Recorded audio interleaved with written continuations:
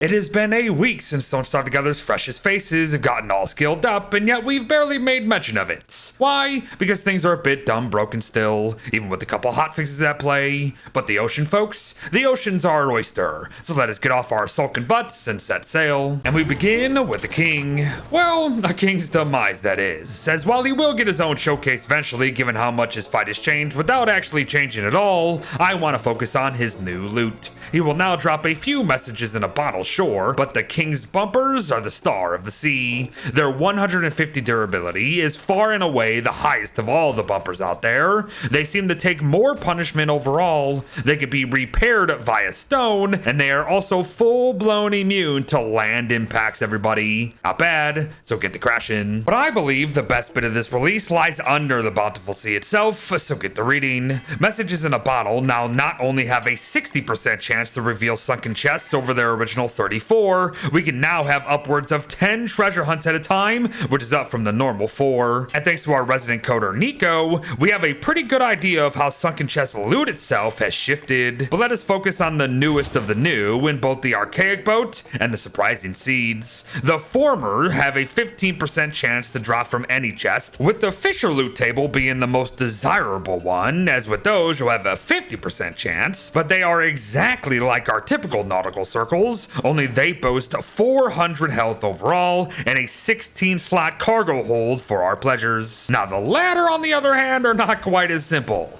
These seeds begin with a 10% chance to drop from any chest that will slowly grow to 60% chance come day 150 and beyond, but that is just the start for these things. As first and foremost, we must now use a bit of trial and error to actually determine if we're planting them in the right spot, as the gem trees can only sprout on rocky turfs, whereas the gloom thorns prefer the swamp. Further still, while they will both sprout in autumn and their favorite weathers, they can only grow to their next stages in these specific seasons, like how gloom thorns enjoy winter, whereas the geodes focus on summer. But even that's not enough, as once they do fully grow, we still have to wait out even longer timers for them to actually produce what they're producing, which is just ridiculous considering how rare they are already, in my opinion. Whatever the case, these sprout rocks will eventually gift us 3 geofruits that we can then turn around and heat up for a time in order to create various gems at various rates, with the highest chances falling to red, blue, and purple gems. In fact, it looks like we only have a 5% chance to see any of the ruined shinies. To continue though, the gloom thorns have some sneakiness to them as well, as once they're fully grown, they still only reveal their fruits come night. But pick these wriggling berries, note how not great they are for you,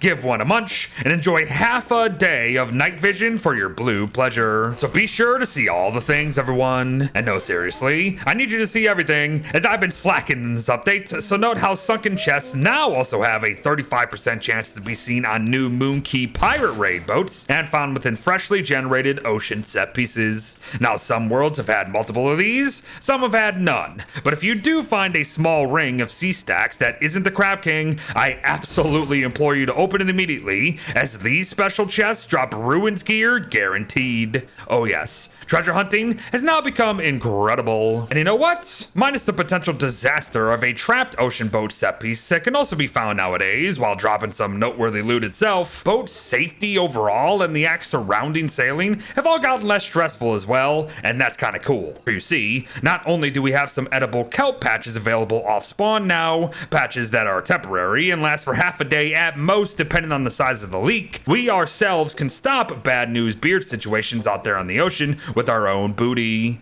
Literally, this fully stops boat health from falling at the cost of wetness, but actual booty can also plug holes up as well. And the heavier the loot, the longer these temporary holds, actually hold. It's honestly a pretty neat system, so make notes. As it's already time for our last segment before the rapid fire round, and it's on none other than Don't Starve Together's newest mobs, Marotters. They were unimplemented for years, but now their kelp dens generate in shallow coastal waters and are found either grouped together or individually, but given how this game's generation can be sometimes, I wouldn't be surprised to see them near other ocean biomes. Even still, I have got to highlight how much roam range these guys actually have overall, overall, and how land does not stop them. With their 350 health, 35 damage, and an insatiable appetite for both food and loot, they are easily the most active mobs we have ever seen, and will probably kill every ocean fish they see and steal all the loot. They are also incredibly chill with us if we ourselves have loot or food within our inventories, as it's really only meat or fish that they want from us.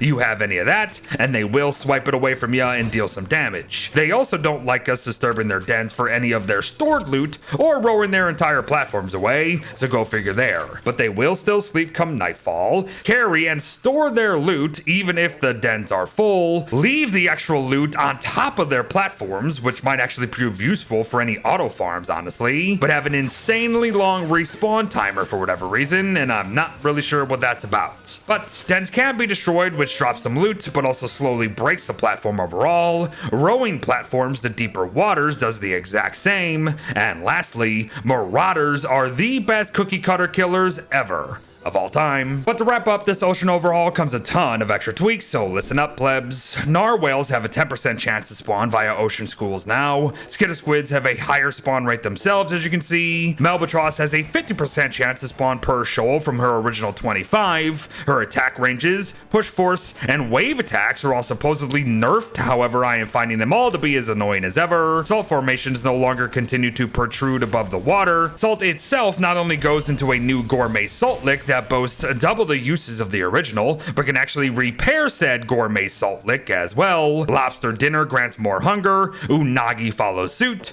Barnacle nigiri has higher sanity gains, with barnacle linguine offering more health. Fig kebabs lose some sanity, but gain a hunger boost. Fig stuffed trunk skyrockets its hunger and gains 15 sanity a pop now. And finally, figgy frogwages drop to 5 sanity while increasing the other 2 stats respectively. Fish food itself can now be prototyped at once bought via pearl, but it's not the most friendly recipe out there. Tridents go from 27.2 damage on land and 68 on the water to 51 and 76.5 overall respectively, which is also pretty nuts considering the extra 50 uses on top of that. Rockjaws only deal 20 damage a bite over their original 30. Moon key markings on sea stacks indicate how close the island is now. The Captain's Tricorn, the Pirate Bandana, and the Polly Rogers hat all offer waterproofness after today. The Pirate Bandana in particular also buffs how fast we turn steering wheels now. Cannons will not destroy structures on boats that they are fired upon. Heavier fish, even the smaller ones, now drop fish steak over fish morsels. And lastly, the Frostjaw has statues and bootlegs stacked to 10. You got it? Good. Because holy moly, has it been tough to get you guys any sort of content from this update lately, so we'll take what we can get and hope for more soon, right? But thanks for watching, folks. Well, wish it to all good luck out there on the high seas, and I'll see you in the next one. Bye-bye.